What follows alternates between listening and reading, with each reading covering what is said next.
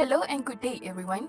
Today, we are going to present about the theories of aging from social theories. So, we know that aging is a worldwide phenomenon that have become an impetus for the development of social gerontology. The aim of social gerontology is to improve the quality of life of the elderly in social and psychological spheres.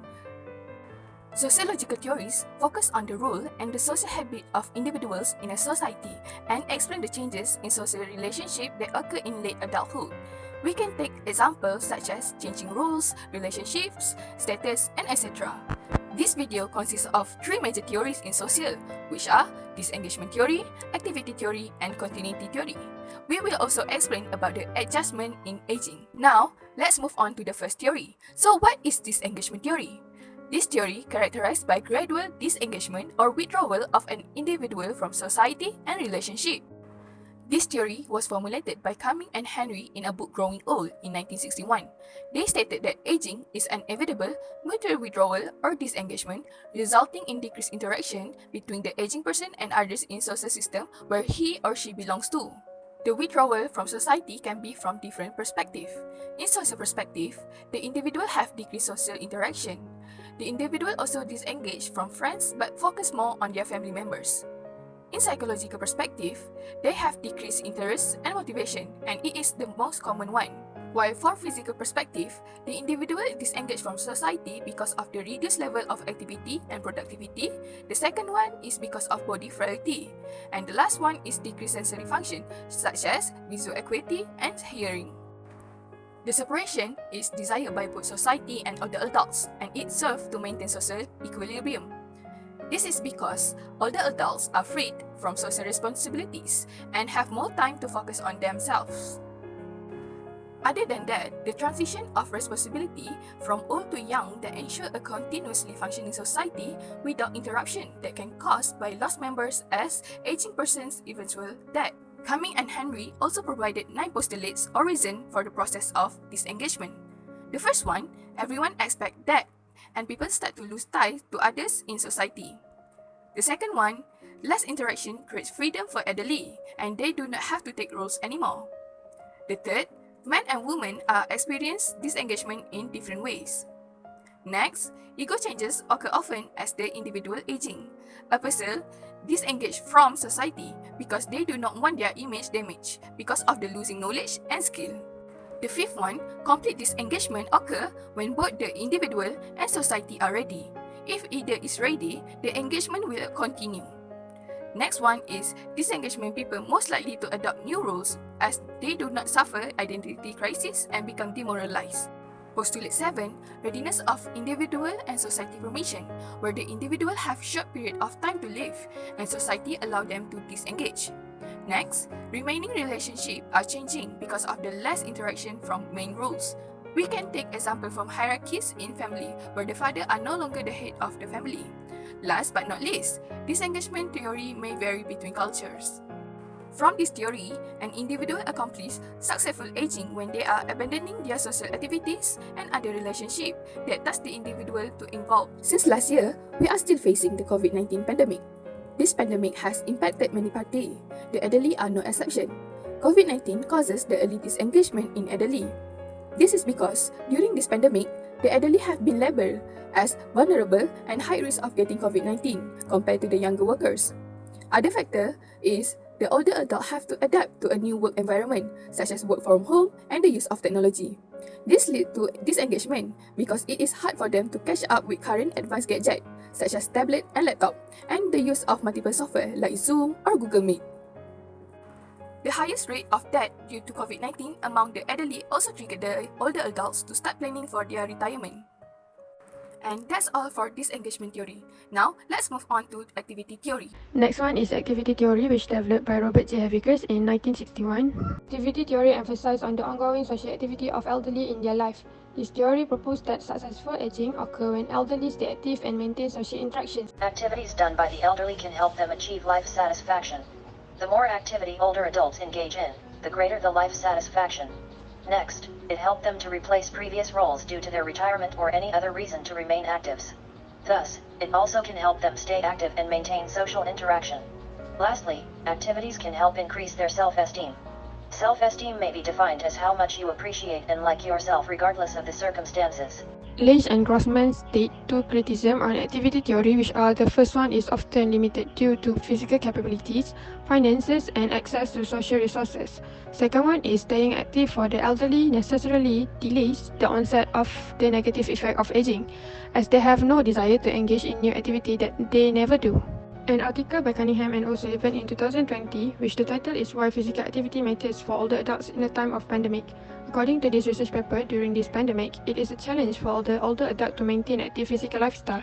This is due to the normal now, which is social distancing and self-isolation. During this pandemic, it is a challenge for the older adult to maintain their active physical lifestyle.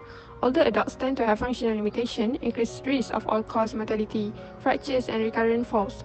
This caused the disruption to usual routines, restriction of movement, and separation from work and family and friends. This caused the physical activity change abruptly, thus resulting in reduced social and physical contact with others. Now, let's look at the next sociological theory of aging, which is continuity theory. First of all, what is continuity theory? Continuity theory is how people remain consistent in how they live their life, manage their relationship, and exhibit their personalities even though they experience changes in their physical, mental, and social status due to aging. Do you know, this theory has two types, which are internal and external continuity, which make elderly tend to maintain their unique mentality behavior like they did in the past when they were younger. So, what is internal continuity? Internal continuity is individual in relation to a remembered inner structure, such as effect, their experiences, dispositions, which means a person's inherent qualities of mind and character and preference. Internal continuity will provide individuals a way to make future decisions based on their internal foundation of the past.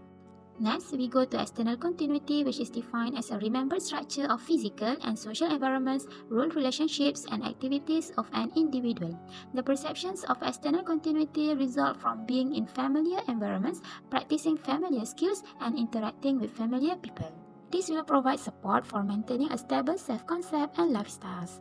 Next, let me tell you about the degree of continuity. There are 3 degrees of continuity. The first one is too little continuity, which defines life as too unpredictable to the individual. This degree explains that life of the individual will be inconsistent if they have too little continuity or low maintaining activities in their later life. Hence, the individual life will be severe as he or she can cope or adapt with the conflict, which can also lead to discontinuity. The next degree is optimum continuity, which explains that continuity activities is suitable for their personal preference and social demands in their society, and the individual also can cope with changes in their life. The last degree of continuity is too much continuity in their life, which makes the individual feels uncomfortable and frustrated as they can't feel satisfied with their life anymore, as they have always been in a rut. A rut means a habit or pattern of behavior that has become dull and unproductive, but it is hard to change. However, there is critique on this continuity theory because this theory based upon a healthy, wealthy, and male-oriented social model and does not adequately account for the implicit social constraints placed on women, the chronically ill elderly, and the role of social welfare programs in the lives of impoverished and needy older adults. So, the conclusion of this continuity theory is, in making adaptive choices, middle-aged and older adults attempt to preserve and maintain existing internal and external structures, and that they prefer to accomplish this objective by using continuity, which applying familiar strategies in familiar arenas of life. Next is, in middle and later life, adults are drawn by the weight of past experience to use continuity as a primary adaptive strategy for dealing with changes associated with normal aging. After we know all about the 3 theories, then we need to know how the elderly adjust in aging. So what is adjustment?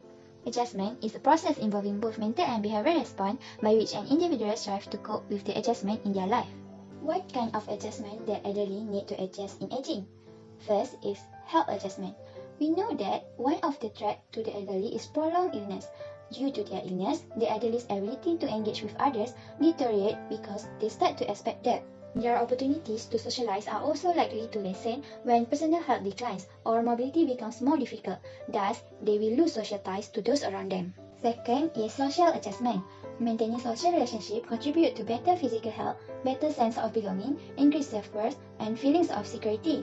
It is also provide emotional and psychological benefits. Bergman and Breslow 1983 state that as we age and our health decline, we intentionally distance ourselves from some of our relationships, retaining only the ones from which we can benefit and know we can maintain. Family and particularly spouses are the ones that elderly would maintain their relationship with them. Next is adjustment to loss of spouse. So why do the elderly adjust when they lose a spouse? Loss of spouse may be due to death or divorce. Widow person will exhibit higher levels of social participation compared with non-widow person because of simultaneously losing the multiple social roles that were tied to the marriage or the spouse. The most successful widow or widower would be the individual who is most effective in maintaining the lifestyle he or she developed early in the life. The continuity theory suggests that widows and non-widows will not necessarily differ in terms of social participation. Rather, prior levels of social participation will determine current level of social participation. Lastly, adjustment to retirement. The minimum retirement age of an employee shall be upon the employee reaching the age of 16 years. Retirement requires gradual psychological adjustment. Proper financial, psychological, and physical preparation will help the elderly adjust easily to retirement life. A person is ready to disengage when they are aware of the short time remaining in their life and they no longer wish to fulfill their current social roles and society allow for disengagement in order to provide jobs for those coming of age, to satisfy the social needs of a nuclear family and because of people die. There are benefits to the retirement life that brings opportunity for increasing physical activity, as the time previously spent for work can be spent on leisure time activities. How the elderly maintain continuity after retirement? Continuity refers to having situation or condition that remain the same as we move from one life stage into another. For the example is transition work to retirement. The greater the personal value of the retained elements, the more helpful they are in a transition. If a retired has strong family ties, the fact that these ties are still available in retirement makes them a very good source of continuity. Continuity also can be preserved to non-work relationships, including friends, spouse, family members, or significant others. Maintaining continuity include leisure activities, hobbies, and other activities retirees practice in spare time outside of their work. The more we active, the greater the satisfaction during adjustment in late life. During the era of COVID-19 pandemic, the elderly need to adapt their life according to the circumstance. There is one of the study about the adjustment of daily activities to restriction and reported spread of the COVID-19 pandemic across Europe. Results from the analysis suggest that older people in all 27 countries that participate in the Share Corona survey reduced their activities quite drastically from the onset of the pandemic until the summer of 2020. There are reductions in activity related to social relations, such as visiting other family members or meeting more than 5 people outside of the household. The frequency of walking among the respondents also declined in most countries, and majority of the older people in the analyzed European countries also reported a decline in shopping activity.